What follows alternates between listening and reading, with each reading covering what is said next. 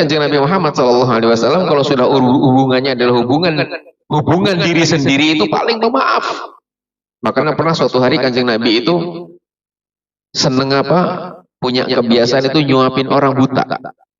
Jadi ada orang buta yang biasa minta-minta di pinggir jalan, itu setiap hari Setiap hari itu disuapi sama Kanjeng Nabi. Dibawain makanan sama Kanjeng Nabi, plus disuapin.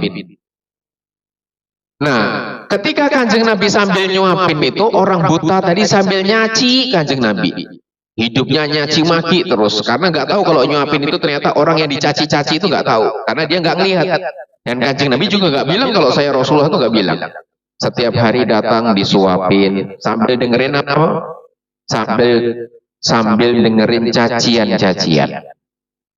Besok lagi datang lagi Kanjeng Nabi disuapin lagi, makan pagi disuapin, siang disuapin, malam disuapin, dibawain makanan disuapin.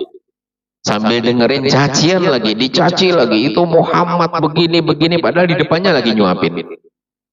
3 hari, 4 hari, 5 hari, sampai suatu saat setelah Kanjeng Nabi Muhammad SAW meninggal dunia, itu orang buta mencari, yang biasa nyuapin saya itu kok sekarang saya nggak pernah disuapin lagi, kemana itu orangnya?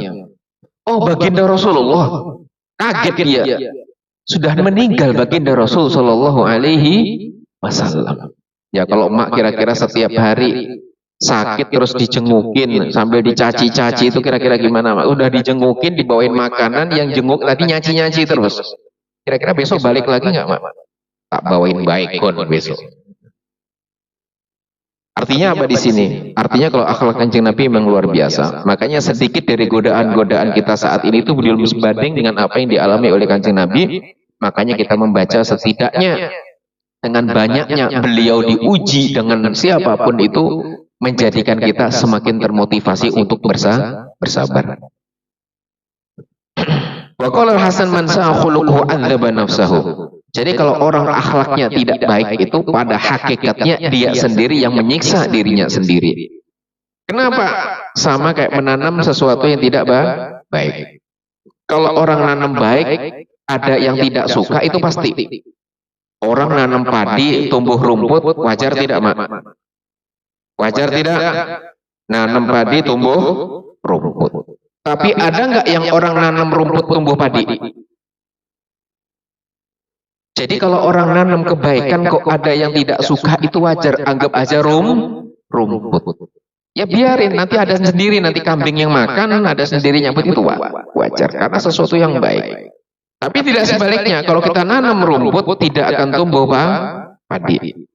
Makanya apa, tidak perlu kita menanam kejelekan. Kenapa? Kalau menanam kejelekan, hakikatnya ada man sa'a khuluquhu adzaba nafsahu. Dia sendiri yang mencelakakan dirinya sendiri. Kita berbuat jelek kepada orang, suatu saat pun berbalik nanti. Kan seperti itu. Kita ngomongin tetangga nih, kita nggak ada, siapa yang diomongin? Ya kita nanti yang diomongin, kan gitu. Terus saja.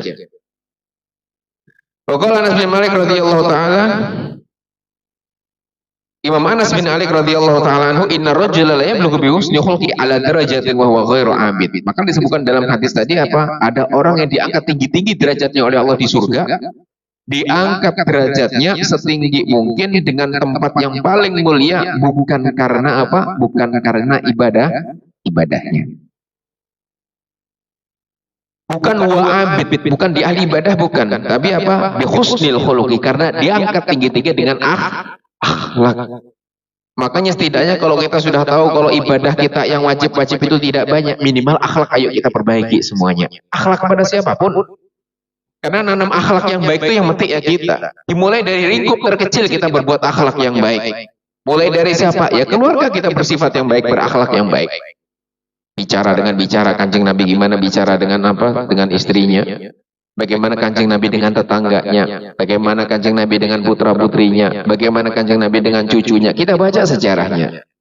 Sehingga apa? Sehingga dengan itu semua kita menjadi apa? Menjadi tahu bahwasanya Kanjeng Nabi Muhammad Shallallahu Alaihi Wasallam dengan menerapkan akhlak-akhlak yang begitu mulianya, Allah sanjung di dalam Al-Quran, wa innaka la'ala khuluqin azim, wa kana khuluquhul Quran wa simatuhul kufran, disebutkan oleh para ulama. Wa yablughu bi su'i khuluqi aswaladina wa huwa abid.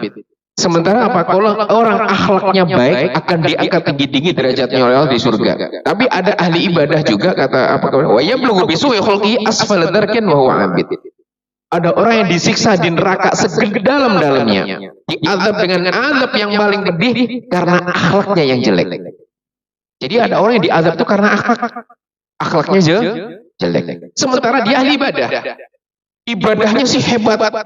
Waktu sholat dia sholat, waktu pengajian, waktu marhabanan, waktu gunjingin tetangga, ikut gunjingin tetangga juga. Ngomongin ini, ikut ngomongin juga. Kejelekan, ikut kejelekan juga. Akhlaknya tidak baik, bisa disiksa oleh Allah sedalam-dalamnya di dalam apa? Di dalam neraka. Padahal dia juga ibadah. Ada juga orang yang tidak ahli ibadah, tapi diangkat tinggi-tinggi gara-gara akhlak. Artinya apa? Akhlak itu bisa menjadikan tolak ukur seseorang. Apakah orang tadi menjadi ahli ibadah, ahli surga atau tidak? Akhlak yang baik setidaknya apa? Bisa ngangkat seseorang untuk tinggi-tinggi masuk surga. Tapi kan nggak gampang. Saya disakiti harus sabar, saya diomongi harus diam, saya difitnah harus lapang. Kira-kira gampang nggak mak? Kira-kira? Diomongin kita diem saja, difitnah juga diem saja. Kan susah. Pengennya apa? Ya saya lawan gitu kan. Saya balas, saya buktikan kan gitu. Sementara apa? Makanya diam emas itu kadang seperti itu. Diamnya seseorang kenapa dikatakan sebagai di dalam mengatakan diam itu adalah apa? Diam itu adalah emas itu karena seperti itu. Dia harus apa? Dia harus menahan dari semuanya dengan sabar yang sakit. Itulah dia akan dikasih permata dan emas di apa? Di hadapan Allah. Artinya dikasih derajat yang tinggi.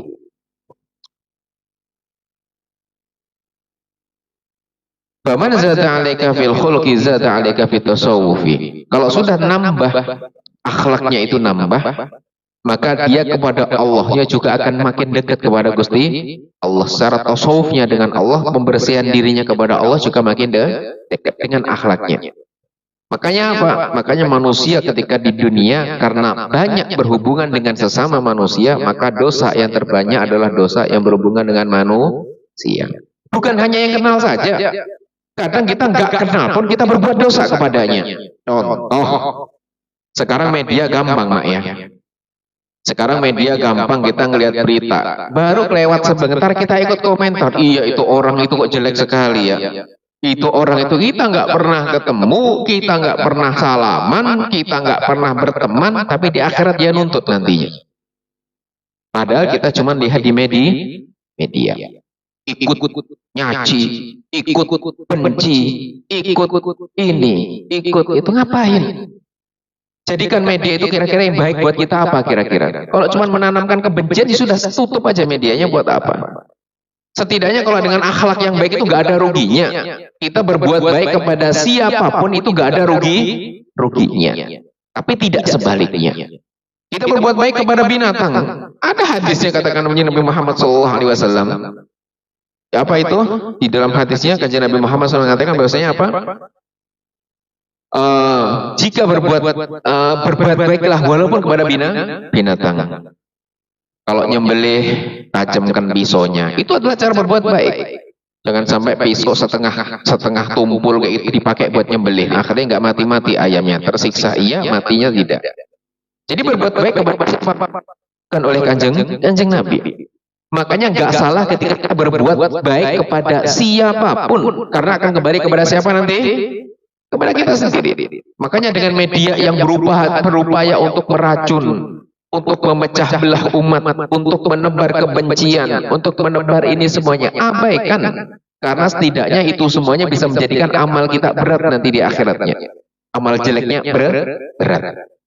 Jadi lihatnya yang baik-baik, yang kira-kira memotivasi kita untuk menjadi lebih baik.